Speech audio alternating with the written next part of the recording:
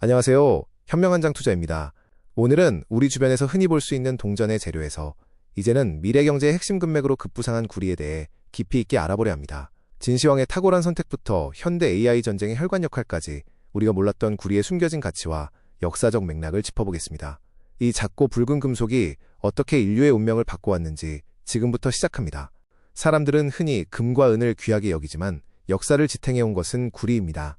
금과 은은 희소성이 높아 소수의 귀족들을 위한 금속이었던 반면 구리는 싸고 흔해서 서민들의 경제를 책임지는 금속이었습니다. 기원전 3세기부터 인류 경제의 90% 이상을 지탱해온 구리는 단순한 재료를 넘어 권력이 선택한 통치 수단이자 화폐 역사의 주인공이었습니다. 중국을 최초로 통일한 진시황은 왜 금이 아닌 구리를 선택했을까요? 첫 번째 이유는 압도적인 물량입니다. 전 국민이 사용할 화폐를 만들기엔 금과 은은 너무 부족했지만 구리는 대량 생산이 가능했죠. 두 번째는 기술적 초격차입니다. 구리는 금보다 녹는 점이 높아 재련이 어려운데 당시 진나라는 이를 가능케 하는 고온 재련 기술을 독점하고 있었습니다. 이 기술력이 진나라 경제 통일의 기반이 된 것입니다.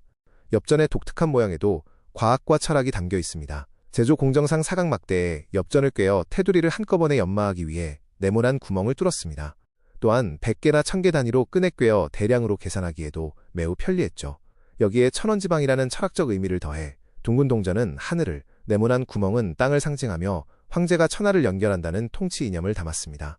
기원전 2세기부터 약 150년 동안 중국에서 발행된 동전은 무려 280억 개에 달합니다.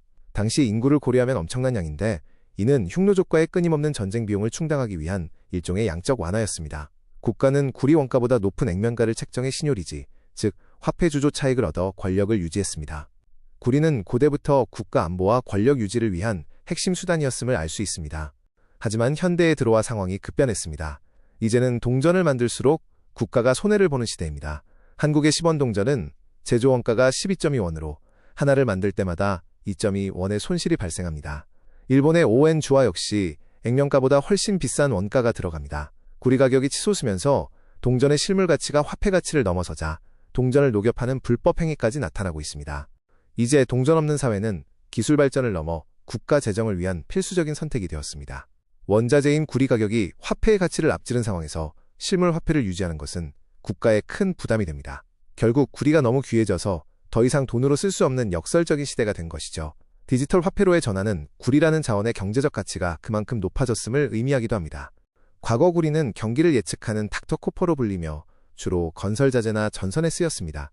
하지만 이제 구리는 4차 산업혁명의 혈관으로 불립니다. AI, 데이터 센터, 친환경 에너지 분야에서 구리는 대체 불가능한 필수 소재가 되었기 때문입니다. 최근 1년 사이 구리 가격이 약 30에서 35% 급등하며 톤당 1,800만 원 선까지 육박한 것은 이러한 산업적 수요 폭발을 증명합니다. 현재 구리 수요를 견인하는 3대 블랙홀은 AI 데이터 센터, 전기차, 그리고 신재생 에너지입니다. AI 구동을 위한 막대한 전력 공급망에 엄청난 양의 전선이 필요하고 전기차 한 대에는 내연기관차보다 2배에서 4배 많은 최대 83kg의 구리가 들어갑니다. 여기에 태양광과 풍력발전소에서 도심을 잇는 거대한 송전망 구축까지 더해지며 구리 수요는 전례 없는 폭발을 기록 중입니다. 구리의 또 다른 숨겨진 수요처는 바로 방위산업입니다. 전 세계적인 지정학적 위기와 군비 경쟁 속에서 탱크, 전투기, 포탄 등 모든 현대식 무기체계에는 복잡한 구리 배선이 필수적으로 들어갑니다. 방산 분야의 구리 소비량은 국가기밀로 취급되어 통계에는 잘 잡히지 않지만 실제 수요는 급증하고 있습니다. 구리는 이제 첨단 산업뿐만 아니라 국가 방위에도 없어서는 안 될 전략 자산입니다. 수요는 폭발하는데 공급은 절벽 앞에 서 있습니다. 주요 생산국인 콩고, 칠레, 인도네시아에서 홍수와 산사태 등 자연재해가 잇따르며 생산에 큰 차질이 빚어지고 있습니다. 지표면의 구리는 이미 고갈되어 더 깊은 지하로 들어가야 하기에 채굴 비용과 위험은 갈수록 커지고 있죠. 블룸버그는 2050년까지 무려 1,900만 톤의 구리가 부족할 것이라고 경고하며 심각한 자원난을 예고하고 있습니다. 구리를 둘러싼 미국과 중국의 전쟁은 이미 시작되었습니다. 미국은 프로젝트 볼트를 통해 구리를 국가안보 핵심 광물로 지정하고 전략적 비축을 시작했습니다. 반면 중국은 전 세계 구리 원석의 70% 이상을 가공하며 글로벌 공급망을 장악하고 있습니다.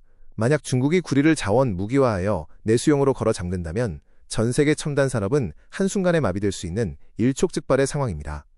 자원 빈국인 대한민국의 상황은 매우 심각합니다. 구리 자급률이 0%인 우리나라는 전량을 칠레나 페루 등에서 수입하고 있습니다. 더욱이 정제된 구리 제품 수출의 70%가 중국에 편중되어 있어 미중 자원 전쟁이 격화될 경우 우리는 공급망의 샌드위치 신세가 될 위험이 큽니다.